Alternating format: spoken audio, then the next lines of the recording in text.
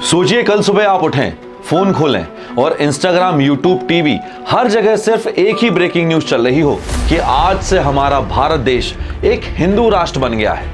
कुछ लोग जश्न मनाएंगे, कुछ लोग विरोध भी करेंगे, लेकिन ज्यादातर लोग डर से चुप रहेंगे। आजकल हिंदू राष्ट्र की मांगें दिन ब दिन बढ़ती जा रही हैं, क्योंकि दुनिया में 50 से ज्यादा मुस्लिम देश हैं जहां उनके हिसाब से देश और कानून चलता है। 100 से ज्यादा क्रिश्चियन देश हैं, यहां तक कि 7 बौद्ध राष्ट्र भी हैं। लेकिन हिंदुओं के लिए एक भी देश नहीं है, जबकि हिंदू दुनिया की चौथी सबसे बड़ी आबादी है। तो मान लीजिए कि अगर भारत वास्तव में हिंदू राष्ट्र बन जाए तो उसका संविधान कैसा होगा, उसकी राजनीति कैसे होगी, और सबसे महत्वपूर्ण बात, उस देश में जो हिंदू नहीं है उनका क्या होगा। आज हम इसी बारे में चर्चा करने वाले हैं कि what if India becomes a Hindu राष्ट्र। लेकिन उससे पहले हमारे चैनल को लाइक, शेयर एंड सब्सक्राइब जरूर करें और ऐसे ही व्हाट इफ वीडियोस देखने के लिए इस आई बटन पर क्लिक जरूर करें।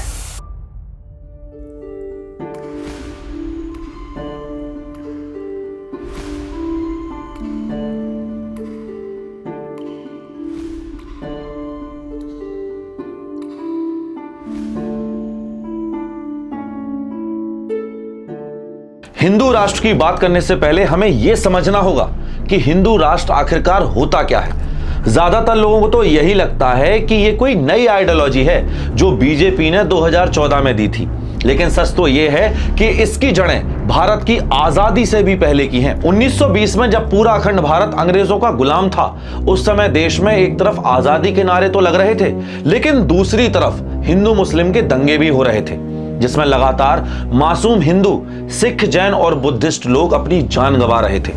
तभी इसी दौरान एक क्रांतिकारी विचारक सामने आते हैं जिनका नाम था विनायक दामोदर सावरकर, जो 1923 में एसेंशियल्स ऑफ हिंदुत्व लिखते हैं।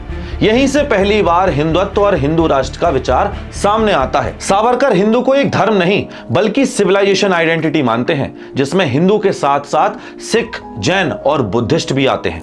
उनका तर्क यह था कि हजारों वर्षों से इसी भूमि पर रहने वाले लोगों को जाति, भाषा, क्षेत्र से ऊपर उठकर खुद को एक सभ्यता के रूप में देखना चाहिए, जैसे चाइनीज और जापानीज लोग खुद को देखते हैं। फिर 1925 में डॉक्टर केशव बलराम हेडगेवार ने आरएसएस की स्थापना की, क्योंकि उनका मानना था कि अगर हिंदू समाज एक नहीं हुआ तो वो राजनीतिक रूप से कमजोर बना रहेगा। यहीं से हिंदू राष्ट्र का विचार एक किताब के पन्ने से निकलकर एक संगठित आंदोलन में बदलना शुरू हुआ। फिर हुआ वर्ल्ड वॉर II, जिसने अंग्रेजों को कंगाल कर दिया और अंग्रेज भारत छोड़कर चले गए। भारत के टुकड़े हुए।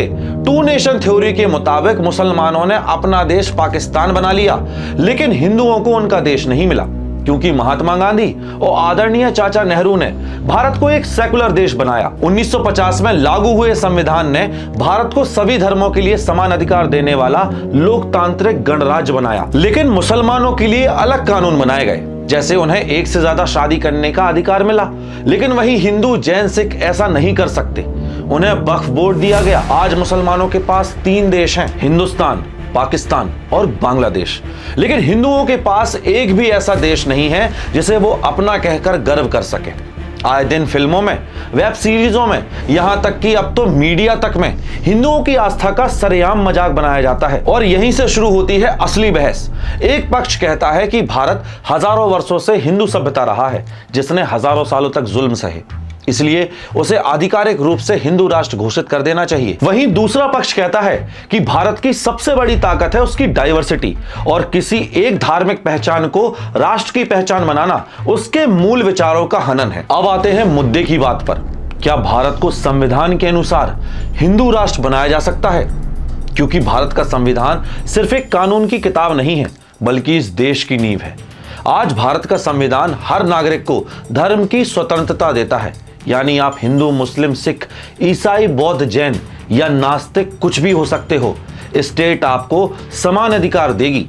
लेकिन यह बात पूरी तरह से सच नहीं है, क्योंकि हिंदू, सिख, जैन और बुद्ध के लिए तो कानून सेम है, लेकिन मुसलमानों के लिए उनके लिए पर्सनल लॉ है, जिसमें उन्हें कई स्पेशल अधिकार मिले हैं। इसलिए अगर भारत को आधिकारिक रूप से हिंदू राष्ट्र बनाना हो तो सबसे पहले संविधान में बहुत बड़े संशोधन करने पड़ेंगे। आज उसमें लिखा है कि भारत एक सोवरेन, सोशलिस्ट, सेकुलर और डेमोक्रेटिक रिपब्लिक है। अगर भारत को हिंदू राष्ट्र घोषित करना हो तो सबसे पहले सेकुलर शब्द को हटाना पड़ेगा। लेकिन यही एक बहुत बड़ी समस्या आती है। 1973 में सुप्रीम कोर्ट ने केशव नंदा भारती केस में फैसला दिया था कि संसद संविधान में तो बदलाव कर सकती है, लेकिन संविधान के बेसिक स्ट्रक्चर को नहीं बदला जा सकता, और सेकुलरिज्म इसी बेसिक स्ट्रक्चर का हिस्सा है। यानी अगर बीजेपी सारी की सारी सीटें जीत भी जाए तो भी बिना सुप्रीम कोर्ट की मदद के भारत को हिंदू राष्ट्र नहीं बना सकती। और दूसरा तरीका है तख्ता पलट, यानी कि ताकत के दम पर भारत को हिंदू राष्ट्र बनाना। तो चलिए मान लेते हैं कि भारत हिंदू राष्ट्र बन जाता है, तो हिंदू राष्ट्र आखिरकार होगा कैसा? अब हिंदू राष्ट्र या तो इस धरती का स्वर्ग बनेगा या फिर नर्क। तो देखो, भारत दुनिया की सबसे पुरानी सिविलाइजेशन में से एक है। एक समय ऐसा था जब भारत सचमुच सोने की चिड़िया था। उस समय भारत का व्यापार रोम से लेकर दक्षिण पूर्व एशिया तक फैला हुआ था। मौर्य साम्राज्य, गुप्त साम्राज्य, चोल साम्राज्य, विजयनगर साम्राज्य, ऐसे न जाने कितने हिंदू, जैन और बौद्ध साम्राज्य हुए जिन्होंने भारत को सबसे समृद्ध भूमि बना दिया। आज हम टेक्नोलॉजी, इनोवेशन, एजुकेशन और R&D हर चीज में पीछे हैं, लेकिन एक ऐसा समय था जब भारत सचमुच विश्व गुरु था। नालंदा और तक्षशिला जैसे विश्वविद्यालय में पढ़ने के लिए चीन, कोरिया, तिब्बत हर जगह से हजारों स्टूडेंट्स आते थे। लेकिन आज इसका ठीक उल्टा है।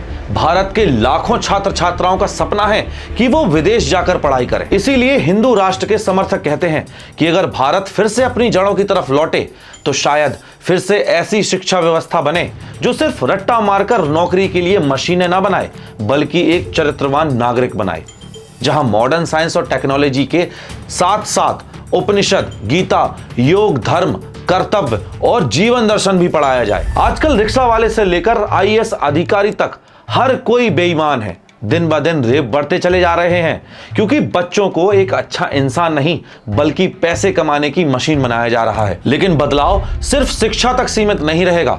अर्थव्यवस्था भी भारत की प्राचीन परंपराओं से प्रेरणा लेगी। आचार्य चाणक्य ने अर्थशास्त्र में लिखा था कि प्रजा के सुख में ही राजा का सुख है, यानी राज्य का पहला कर्तव्य है जनता की समृद्धि। और सोचिए, एक ऐसा भारत जहां भ्रष्टाचार की सजा इतनी कठोर हो कि इंसान रिश्वत लेने और देने से घबराए, जहां टैक्स का पैसा मंदिरों, स्मारकों या राजनीति से पहले एजुकेशन, इंफ्रास्ट्रक्चर और डिफेंस पर खर्च हो, जहां मेक इन इंडिया सिर्फ एक नारा ना हो बल्कि नेशनल मिशन हो, जहां भारत दुनिया की फैक्ट्री नहीं बल्कि प्रयोगशाला बने। और न्याय व्यवस्था, हिंदू राष्ट्र के समर्थकों का मानना है कि न्याय तेज होना चाहिए क्योंकि न्याय में देरी अन्याय के बराबर होती है। सोचिए ऐसी अदालतें जहां फैसले दशकों में नहीं बल्कि महीनों में आ जाएं, जहां पीड़ितों को न्याय के लिए पूरी जिंदगी इंतजार न करना पड़े। अब आते हैं राजनीति पर। यहां पर हिंदू राष्ट्र के समर्थक सावरकर की सोच को आगे रखते हैं। सावरकर का मानना था कि राष्ट्र की पहचान भाषा, जाति और क्षेत्र से ऊपर होनी चाहिए। राजनीति जाति और धर्म की बजाय राष्ट्रहित, विकास और सभ्यता की पुनर्स्थापना के मुद्दे पर लड़ी जाए, जहां लोग खुद को सिर्फ बिहारी, तमिल, मराठी या पंजाबी न समझें बल्कि सबसे पहले भारतीय समझें। या जैसा चोल साम्राज्य ने समुद्र के पार भारतीय प्रभाव फैलाया था, जैसे विजयनगर साम्राज्य ने कठिन समय में भारतीय सभ्यता की रक्षा की थी। और यही हिंदू राष्ट्र के समर्थकों का सबसे बड़ा सपना है, एक ऐसा भारत जो पश्चिम की नकल करके महान ना बने बल्कि अपनी सभ्यता की ताकत पर खड़ा हो। लेकिन हर सिक्के के दो पहलू होते हैं। हिंदू राष्ट्र सुनने में तो बहुत अच्छा लगता है, लेकिन इतिहास हमें यह भी सिखाता है कि जब कोई देश अपनी पूरी पहचान सिर्फ एक विचार, एक धर्म या एक आइडियोलॉजी के ऊपर बनाता है तो वो देश धीरे धीरे सरने लगता है, जिसके न जाने कितने एग्जाम्पल्स हमारे सामने हैं। पाकिस्तान, अफगानिस्तान, ईरान, इन देशों में ना एजुकेशन है ना ह्यूमन राइट्स। तो बहुत बड़े चांसेस हैं कि हिंदू राष्ट्र में भी ऐसी चीजें हों जैसे जातिवाद, कट्टरता, भेदभाव इत्यादि। और शायद असली सवाल ये नहीं कि भारत हिंदू राष्ट्र बनेगा या नहीं, असली सवाल तो ये है कि अगर कल भारत हिंदू राष्ट्र बन भी जाए तो क्या हम वैसे हिंदू बन पाएंगे जैसा सपना सावरकर ने देखा था? क्या हम वैसे हिंदू हैं जिसकी छवि स्वामी विवेकानंद ने पूरी दुनिया के सामने रखी थी? अपनी राय हमें कमेंट सेक्शन में जरूर बताएं। जय हिंद, जय भारत।